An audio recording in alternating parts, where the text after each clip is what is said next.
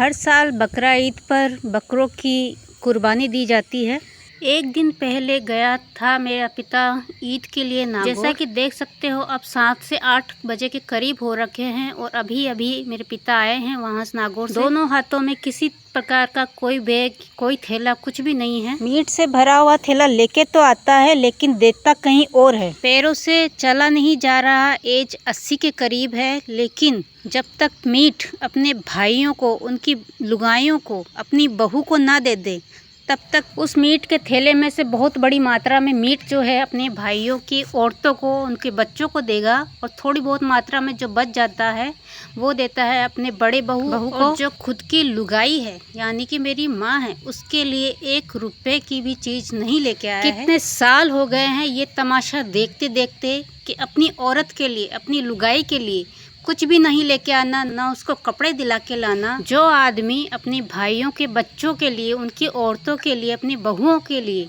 मसाले, अदरक, चाय, चीनी, मीट लेके आता है, क्या वो इस लायक भी नहीं है कि खुद का कमाया हुआ खुद खा सके? मेरे पिता की कमाई पर मेरी माँ का हक है, लेकिन इस हक को भी खा के बैठ गए हैं। ये जो तस्वीर अभी देख रहे हो ये है मेरी माँ की तस्वीर। ये जो खानदान है अपनी शर्म हया भी बेच के खा चुका है। बहुओं को इतना मुंह में गाशा दे रखा है कि हालात यह है कि बहू अब अपनी सास को लकड़ियों से पीट रही है। उसके बावजूद भी मेरा पिता जाकर के उसे सब्जी दे के आता है, उसकी बहनों को सब्जी दे के आता है, उसके बच्चों को खाना दे के आता है। इस खानदान में शादी ब्याह भी होती है जिसके अंदर नेक भी मिलता है, लेकिन मेरी माँ को 1 रुपए के बराबर नेक तक नहीं पहुँच पाता। मतलब मेरी माँ के पास कपड़े भी ऐसे ढंग के नहीं है कि किसी ब्याह शादी में जाके खाना भी खाए तो वो अच्छे कपड़े पहन के किसी दूसरे रंग के कपड़े को किसी दूसरे रंग के कपड़े से जोड़ करके एक काम चलाओ ड्रेस बना के रखती है और उसी को पहन के रखती है सारा दिन।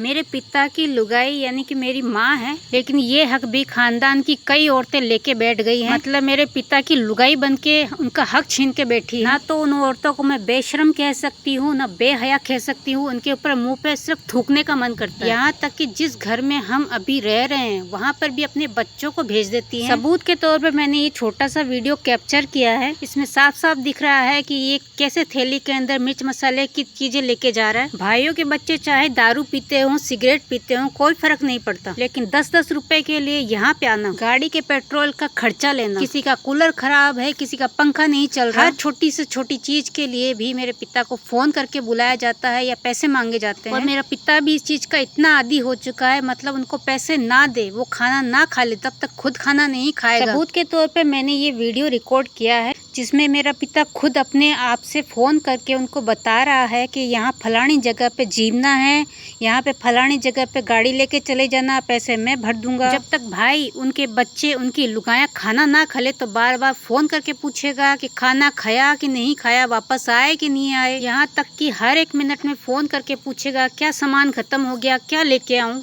दुनिया बिना सबूत के कुछ नहीं मानती, इसलिए मैंने ये वीडियो बनाया जिसमें मैं ये दिखा रही हूँ कि किसी घर पे जाके उनको सामान दे के आता है। जैसा कि दिख रहा है पैरों से चला नहीं जा रहा, लेकिन बच्चे भूखे न रह जाए, उनकी लुगाएं भूखी न रह जाए, चाहे 2 की 4 बातें जोड़ती हो, चाहे झूठ बोल बोल के आधे गांव पैसा खा चुकी हो, लेकिन जब तक हर दिन उनके लिए कुछ लेके नहीं जाए तब तक मेरे पिता को किसी तरह का कोई चैन नहीं मिलता। अपनी कमाई से बनाया हुआ घर उसे भी अपनी बहू और बड़े बेटों के नाम कर दिया और साथ ही अपने भाइयों के नाम भी कर दिया। मैं ये सब कुछ रिकॉर्ड इसलिए कर रही हूँ और ये दुनिया को मैं इसलिए दिखाना चाहती हूँ क्योंकि इस 4 दीवारी के अंदर जो असली हकदार है उसकी धज्जियां उड़ा के रखी हुई है। मैं भी एक बेटी हूँ, मैंने भी मेरे पिता की कुछ कमाई खाई होगी, लेकिन कब तक खाती। मेरा भी मन किया कि मैं अपनी कमाई खुद करूं और खुद अपने पैरों पर खड़ी होकर कुछ अपने लिए कमाऊं। मैं लड़की जात होकर ये सोच सकती हूँ और आज के टाइम पे भैंस रखती हूँ, उनसे मंथली पैसे कमाती हूँ, अपनी रोटी सब्जी मिर्च मसाले सब कुछ लेके आती हूँ। लेकिन इस खानदान के वो लोग जो इतने सालों से मेरे पिता की कमाई खाए जा रहे हैं, उनको रत्ती भर भी शर्म नहीं है कि खुद कमा के खा लें। इतने बड़े हो चुके हैं कि बच्चों के बच्चे हो गए, जिनके हाथ पैर भी नहीं होते वो भी आज के टाइम कमा के खाते हैं। और ये जो सारा तमाशा इतने सालों से चला रहा है पूरा गांव देखता है। अब एक सवाल मैं आपसे पूछना चाहूंगी, जब घर बैठे अपने भाइयों की लुगायों,